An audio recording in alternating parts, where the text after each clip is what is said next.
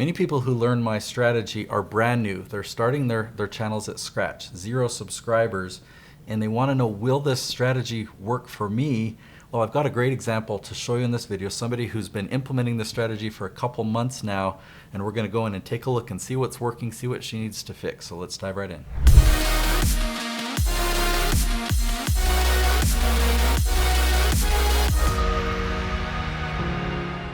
All right, recently I got an email from a good friend of mine, Karen Eddington, and I reviewed her channel, answered some of her questions. Thought it would be good to do that same review here on the channel and show you some of the things that I see and some of the recommendations that I had for her on her channel. So here's the email that she sent me. First she said, "Hey, I attended your training in December. I'm listening. I always knew you'd be a big deal. Thanks for the impact." And then she said, "I've been posting 5 days a week using the keyword research titles. I'm committed. No matter where this goes, I'm grateful to have this library of videos." So then she had some questions. Do channels still get picked up on suggested if they're starting from 0? So we'll answer that question. And then she says, after the 4-month mark, are current videos being released or previous videos the ones that hit suggested? And then she follows up with the question asking if her May and June videos will be more important than the videos that she filmed earlier. So let's bring up her channel.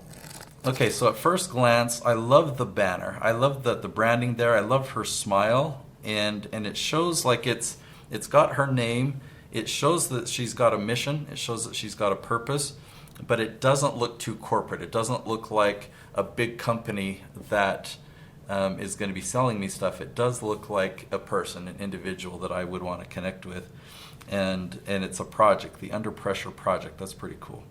What's like the very first thing? I mean, obviously you just looked at the banner, but what are some of the very first things that you notice when you're analyzing a channel? Yeah, well, I take a look at the number of subscribers. I see 34, so she's just getting started. And then I go to the videos tab and I see, okay, how much content has she been putting out there? And she's done a lot. Yeah, wow. You know, we see going back 4 years ago she had a video, 2 years ago, but then it really picked up, 4 months ago, and then especially in the last 2 months, right? 2 months ago, she's posted a lot of content. And my first impression, without looking closely at any of these thumbnails, is she's doing great. There's bold text, they've got her face, they're designed well, they don't look amateur, they look professional. So we'll take a closer look, but those are some of the first things I look at right off the bat.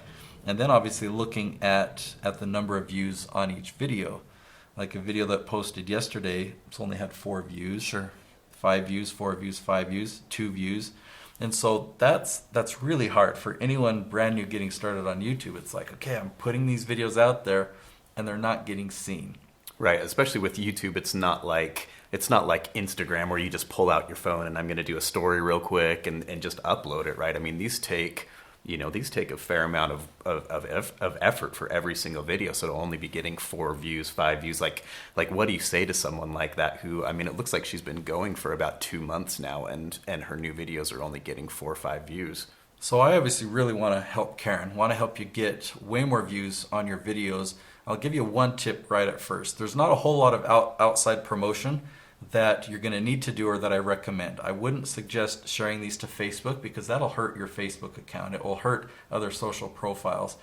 An exception might be if there's a group where people commonly post videos and share things like that, but that might not be the case for you. Like so a Facebook group, right? Is that what you mean?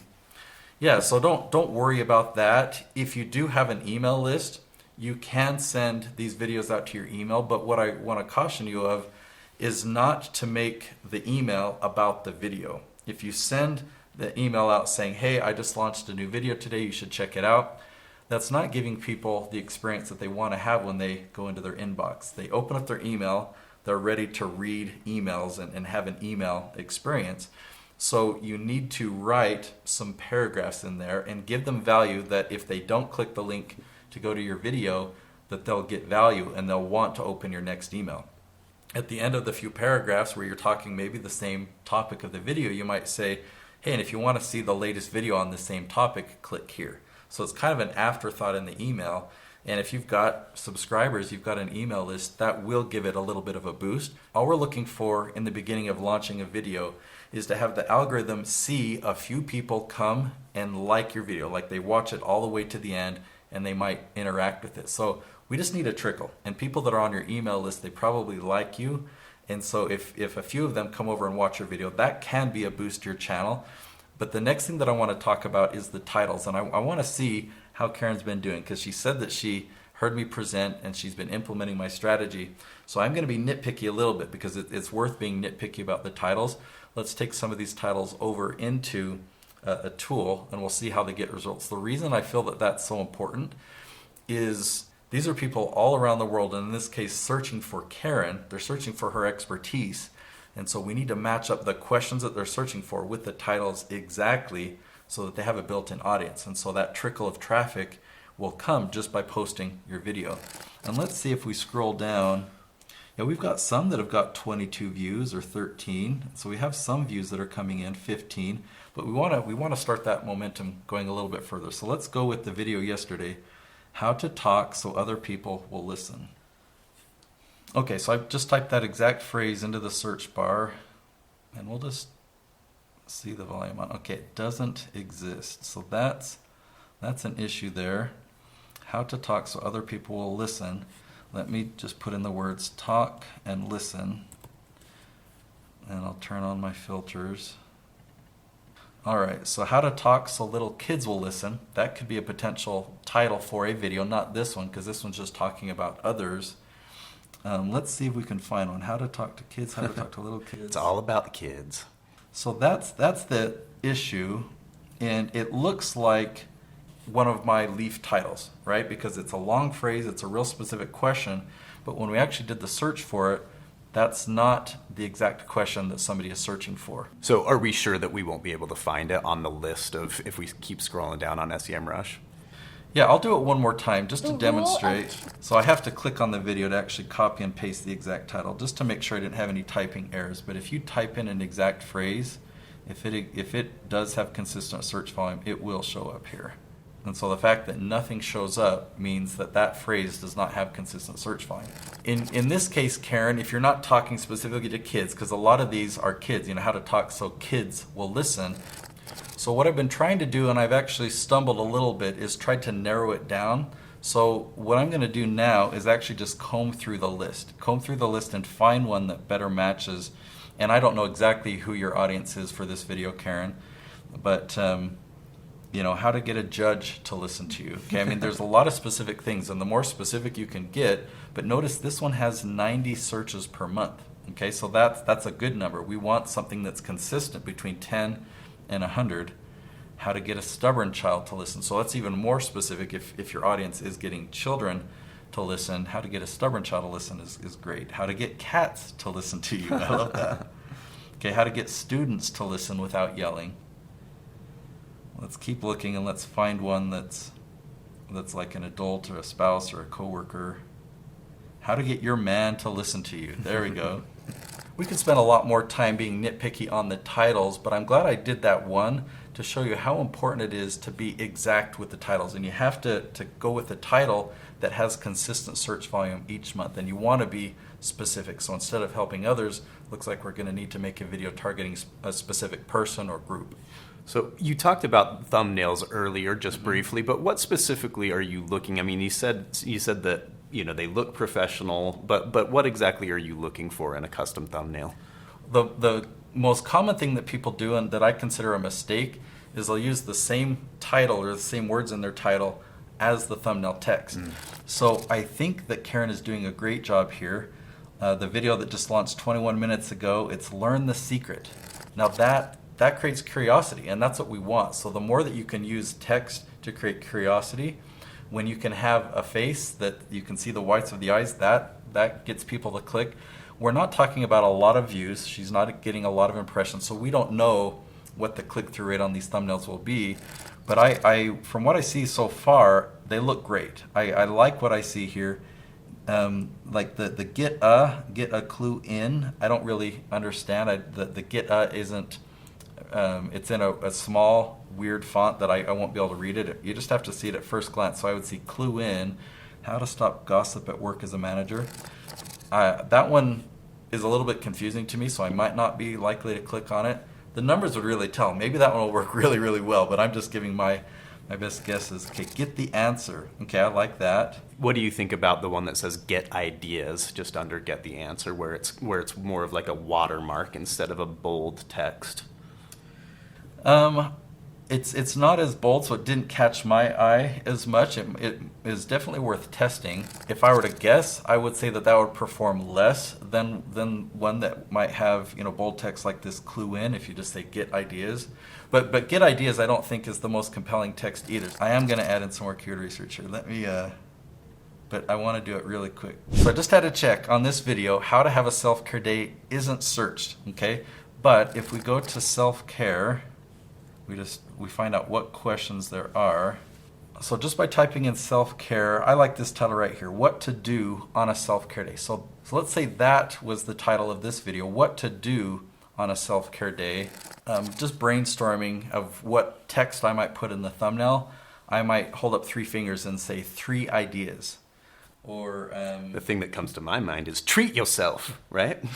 So not a Parks and Rec guy. I'm not. I don't know what that is. But treat yourself is more of a statement. Sure. You're telling people what to do versus getting them to have curiosity and make them want to click is should you treat yourself maybe? Like, should you treat yourself? That would be more of a question like, okay, Devin just said a great idea. He said, don't forget this. I love it. I love it because it makes us think, oh, there's something that I need to include. I wanted to try and find a phrase like attorneys never tell you this. I couldn't think of it. Like, well, maybe the spas never tell you this or something. I mean, something like that would really create a lot of curiosity. So you got to have the title exact, and then on the thumbnail you create curiosity. Why do you not want to just repeat the same text that's on that's the title? Because you see that a lot on videos. You do, and people are getting started. They're trying, right? But the title is always shown with the thumbnail, and so it's redundant. And especially with my strategy, when we're going after questions that people are consistently searching for, those aren't magazine headlines.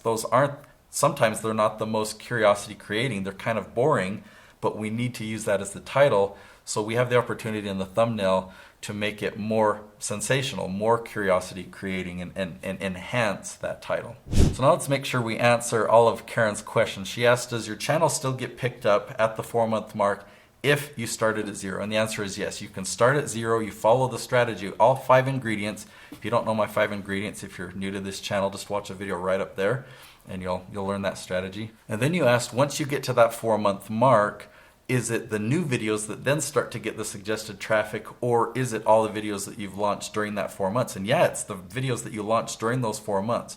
So every video, even the video at the beginning, that first video to the video today, they all have the same level of importance. And you just keep launching videos all with the same strategy, and we don't know which ones are going to start popping. Like, I thought of the popcorn analogy. You don't know which kernel's going to pop first. You really don't. We can take our guesses on which one's going to be suggested or which one's going to go viral.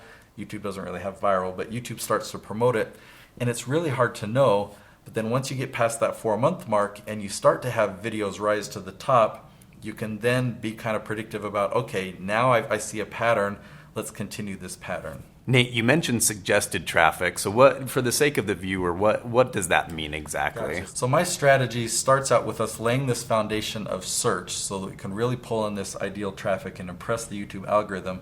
YouTube has another type of traffic that they call suggested, and that's where you have a video and next to it or afterwards, YouTube suggests what you should watch next. Yeah. So that's suggested traffic, and that's what happens at that 4-month mark. Is if you follow the strategy correctly, you include all 5 ingredients, then you'll start to get that suggested traffic at that 4-month mark. You may have noticed that Karen is launching 5 episodes a week, and there's a specific reason for that. There might be some reasons where you might want to only launch 1 episode per week. I've got another episode I'll link to right up here. It's called Does Uploading Daily to YouTube Grow Your Channel Faster? Go watch that video next.